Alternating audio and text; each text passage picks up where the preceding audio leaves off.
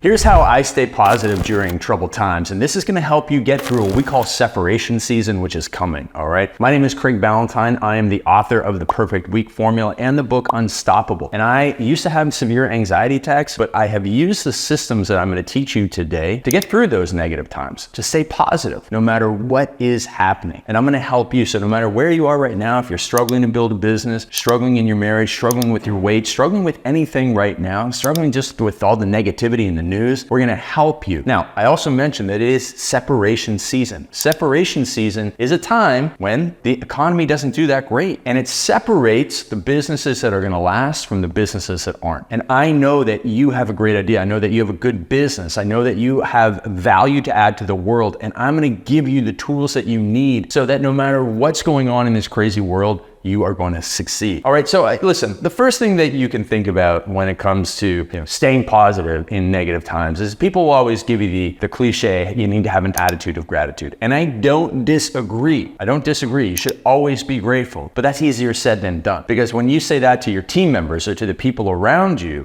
that's just they're just going to say that's cliche. Oh yeah, that's easy for you to say, or like, I don't even know what that means. And it's not really great advice. What you need to do though is lead from the front. You need to always have that positive attitude. You can't hit the panic button, because that is a huge separator right there, is that people that hit the panic button, they have no emotional regulation. Those are the people I know that aren't going to make it. So you have to get control of your emotions using my 3C formula. You control what you can, you cope with what you can't control by planning in advance, and you concentrate on what counts, which is what really matters in your life. That practical advice is so much better than just have an attitude of gratitude cliche, which again, you should, but it doesn't actually go that far. So when you do stay positive, when you lead from the front, you have to do that because everybody else around you is counting on you. And courage is contagious. So that if you do have control of yourself, the other people around you they're gonna start to get control over themselves. You're gonna start to fix the situation when everybody's hitting the panic button by leading from the front. And the way that I think about things is that I love this quote that you may have heard as well. It's kind of a cliche. That the question is, who are you when no one is looking? Who are you when no one is looking? That's the definition of integrity. You might go on social media and try and be positive, but if behind the scenes you're angry, you have outbursts, you're not the person that you say you are on social media. You have to be as if there's a camera on you 24/7. Who are you when no one is looking? Do you act with integrity? And that is knowing what you're capable of and living towards that potential every single day. And if you identify an area where you're not performing at the highest level that you know you can perform at, you need to break that down, reverse engineer what's stopping you from getting there, and then build the success systems that put into place an environment for you to flourish so that you perform at that higher level. So if you have distractions such as alcohol or Netflix or your phone, you need to remove those things that are holding you back. They're an anchor. You need to subtract those things if you want to be successful. So who are you when no one is looking? And if you're not the person when no one is looking that you say you are or that you want to be, there is a gap there. And that gap needs to be solved by systems, including the system of removing the temptations that get you to take the path of least resistance. Now, when you remove that, so you do those two things, right? You follow my 3C formula, control what you can, you cope with what you can't control by planning ahead,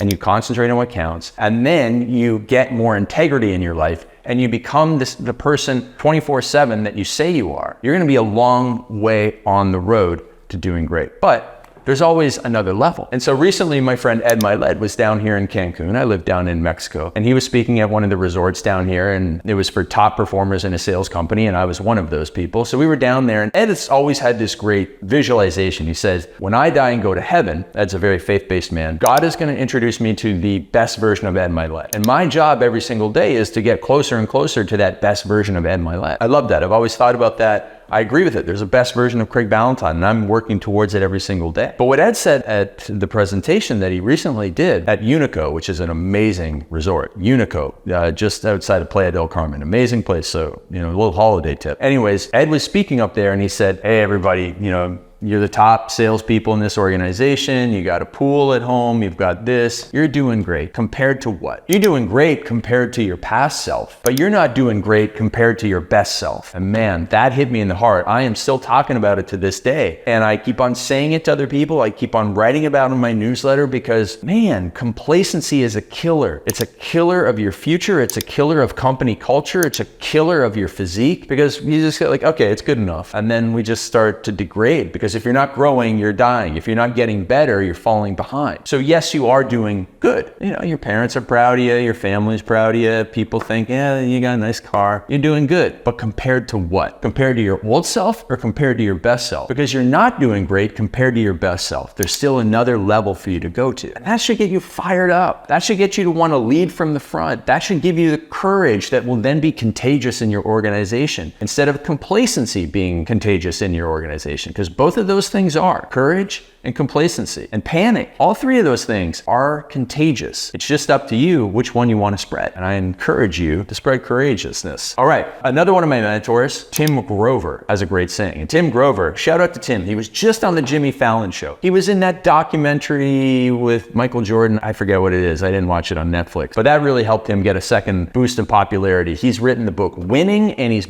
written the book Relentless. He was Michael Jordan's personal trainer, Kobe Bryant's personal trainer, Dwayne Wade's personal trainer. I mean, this guy's amazing. He has 700,000 followers on Instagram who should have 7 million. Tim's book Relentless got me through some tough times. I would read 3 pages, want to run through a wall. It's amazing. You must read that book. I should force you to read that book. But Tim has a saying, pressure is a privilege. So if you're under pressure right now, you should be happy and optimistic and positive about that, because that means someone has put you in a role of responsibility. Maybe you've earned it. Maybe you've earned it as the father or mother in your household. You know, you're a parent. You got pressure. It's a privilege. You're lucky to have kids. Or maybe in your company, you're getting up to a level, you're a C-level executive, or you're on the way, you're a VP, whatever it is, you're under pressure. And that's a privilege because you've earned this promotion. Or maybe you're an entrepreneur like me. Yeah. There's always pressure as an entrepreneur. We got to pay the bills. We got to write checks. We got to make sure that the rent is paid. Everything is on us. It's our personal responsibility. But that personal responsibility and the pressure that comes with it is a privilege. And you need to be leaning into that, not negative. So understand that when you're under pressure, when you're under stress, when you feel a little anxiety, it's only because you're in a good position, because you've earned it. And if you've earned getting here, that means you can earn getting to the next level. So understand that pressure is a privilege. Next, the one thing that I do when I'm in a situation that is very stressful is I think, what would my mentor expect me to do in this situation? What would they expect me to do, and what would they do? What would your greatest fans expect you to do? What would your children expect you to do? And so whether it is your kids crying and causing a lot of stress, or whether it's a situation at work, what do the best people that you know, what would they expect you to do? And then you have to just simply behave in that manner. Like when you go to a sports game, right? Whether it's the NFL and you used to go watch Tom Brady and you used to expect him to win all the time, or LeBron James, it doesn't matter if they got food poisoning the night before. Tim Grover always tells this story about Michael Jordan had some sort of food poisoning in a game against Utah. They actually think that some delivery guy sabotaged some food, pizza or something that Michael ordered, and he had food poisoning, and he went out and he played like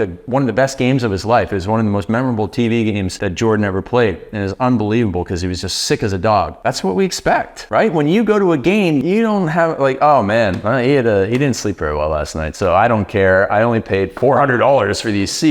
But you know what? He had a bad sleep last night because his mattress just wasn't very good. So, you know, it's fine. I have $400. No, we don't say that. We don't say that. We expect the pros to perform every single day, and people expect you to perform every single day, and you can't let them down, just like you can't let the pros let you down. All right? So you have to think about it that way. And finally, the last thing I'll say on this, if all else fails, just be the person that your dog thinks you are. I read that on like a t-shirt or coffee mug or Instagram or something. Someone just said, I wish I was the person that my dog thinks I am. And you know what I mean by that is if your dog thinks you're the greatest person in the world, especially if you have labs, which I do, you know, we get them because they're so happy and they love you so much, no matter what, no matter how bad of a day you're having. And they think you're the greatest person in the world. So be the person that your dog thinks you are, the person that your kids think you are. Be the person that I think you are. Because I know that you're a smart person. I know that you're very intelligent. I know that you're hardworking. I know that you have a great heart. You're better looking than I am. And I want you to go out there and stay positive in the face of troubled times. I want you to be the leader that the world needs. I want you to be courageous because that is contagious. All right, my friend? That's how we're gonna get through the troubled times. And we're gonna get back to good times. And we're not even really in bad times because you stay positive. It's always good